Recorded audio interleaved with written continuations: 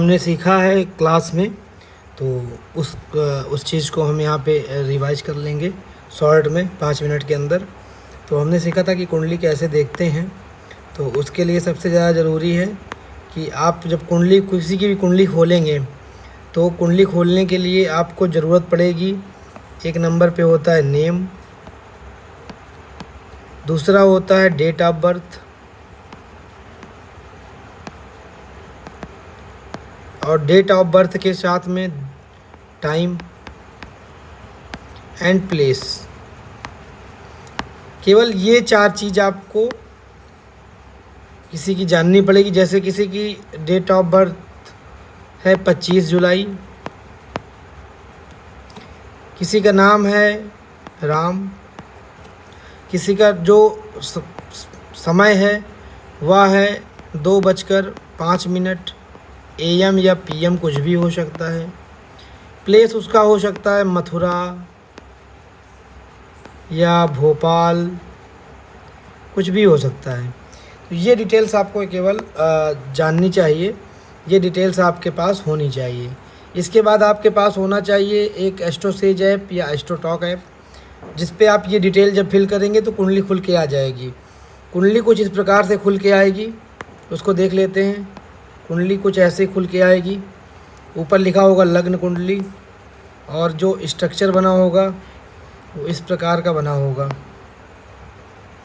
एकदम बेसिक से आपको बता रहा हूँ, जिससे आप जो व्यक्ति बिल्कुल भी नहीं जानता कि कुंडली कैसे देखना है, कैसे सीखना है, वह भी ये चीज़ जान सके। अब ऐसे एक चार्ट बना होगा और उस चार्ट में नंबर्स लिखे होंगे। जैसे यहाँ पे लिखा होगा, अगर यहाँ पे 3 लिखा होगा तो यहाँ पे 4 लिखा होगा। अगर यहाँ पे 4 लिखा होगा, अगर यहाँ पे 4 लिखा होगा तो यहाँ पे 5 लिखा होगा।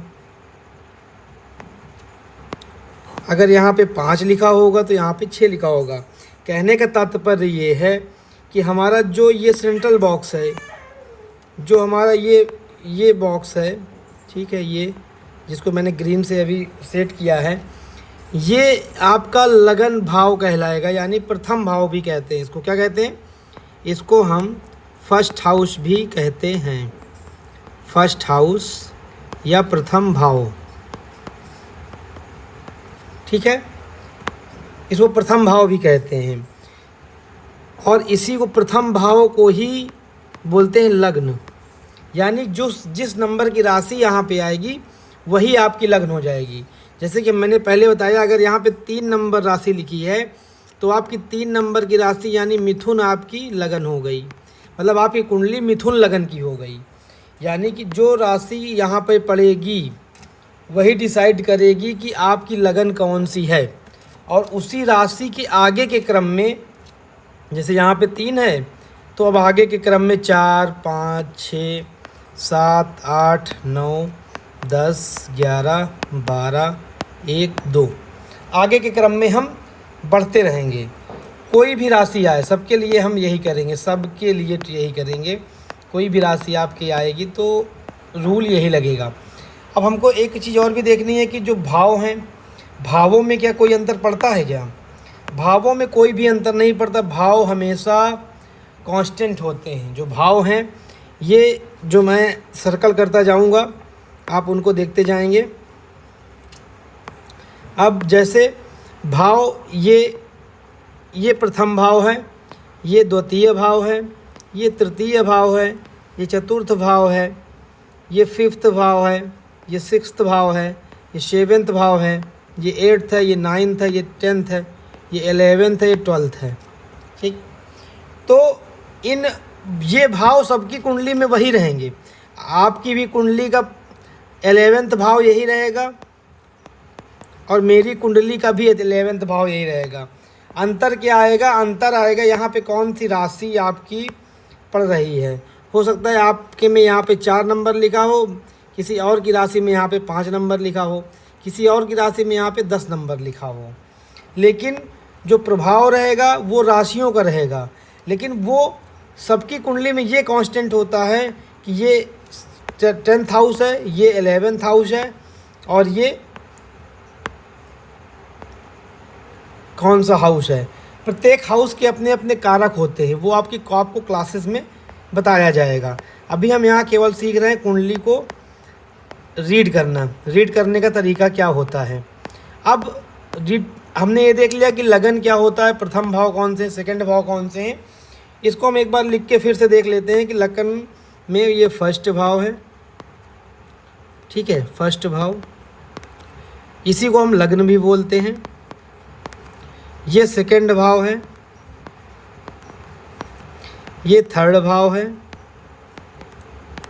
ये फोर्थ है, ये फिफ्थ है, ये सिक्स्थ है, ये सेवेंथ है, ये एट्थ है, ये नाइन्थ है, ये टेंथ है, ये 11th है और ये 12th है। ठीक, अब इसके अलावा अब जैसे कि हम गिनते हैं तो गिनने का तरीका क्या है कि जैसे हमें तीसरा भाव गिनना है तो क्या है, पहले भाव से गिनेंगे। कुंडली पे कोई भी काउंटिंग होगी हमेशा बाएं से बाएं की ओर होगी, दाएं से बाएं की ओर, यानी इधर से इधर की ओर। ठीक है, तो अब हम जैसे गिनते हैं कि कहाँ से गिनेंगे, हमें 4 गिनना है। मान लीजिए हमें चौथे भाव से 4 गिनना है, तो हम क्या करेंगे, चौथे भाव को 1 गिनेंगे। जैसे चौथे भाव से 4 कौन होगा, चौथा भाव स्वयं 1 हो गया, 2 3 4, यानी चौथे से चौथा कौन सा हुआ, 7वां। चौथे से चौथा कौन सा हो गया, 7वां। ठीक, तो इस प्रकार हमें भाव गिनना आना चाहिए। जैसे चौथे से 7वां कौन सा होगा, फिर वैसे ही गिनेंगे। यहाँ पे 1 2 3 4 5 6 7, यानी चौथे से 7वां कौन सा होगा, 10वां हो जाएगा। तो ये हमें गिनना आना चाहिए। जब आप कुंडली खोलेंगे तो आपको इसी फॉर्म में, आपको इसी फॉर्मेट में कुंडली खुली हुई मिलेगी। और जैसे मैंने बताया लगन राशि पे कोई नंबर लिखा होगा और उस नंबर के आगे जैसे जैसे आप बढ़ते जाओगे वैसे वैसे आपको चीज़ें दिखेंगी। अब जैसे अब हमने यहाँ पे एक चार्ट बनाया,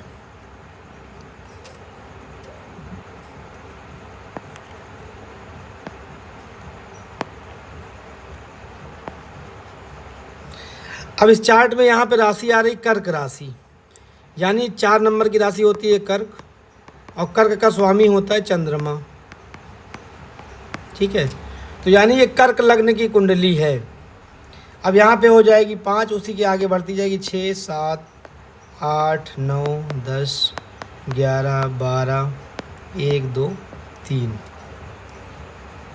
तो कहने का तात्पर्य है कि जो लग्न में राशि पड़ेगी उसी से आगे बाएं हाथ में बढ़ते हुए क्रम में राशियां बढ़ती जाएंगी और उसी के अनुसार भाव का रिजल्ट तय होता जाएगा, क्योंकि प्रत्येक राशि के स्वामी अलग अलग होते हैं। अब हमें स्वामी एक बार मोटी निगाह में देख लेनी है और राशियों का नंबर देख लेना है।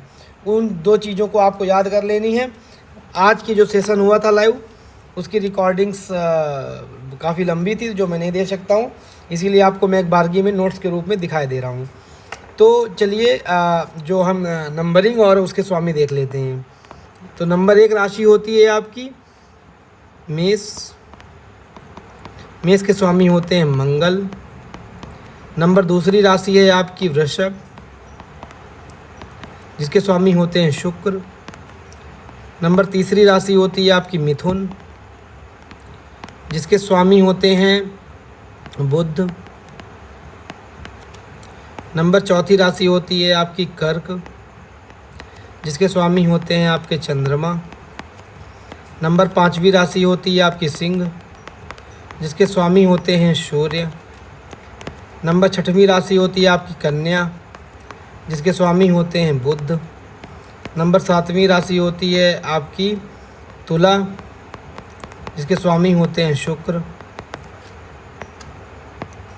ऐसे ही आगे जब चलेंगे हम देखेंगे 8वीं नंबर की राशि आपकी होगी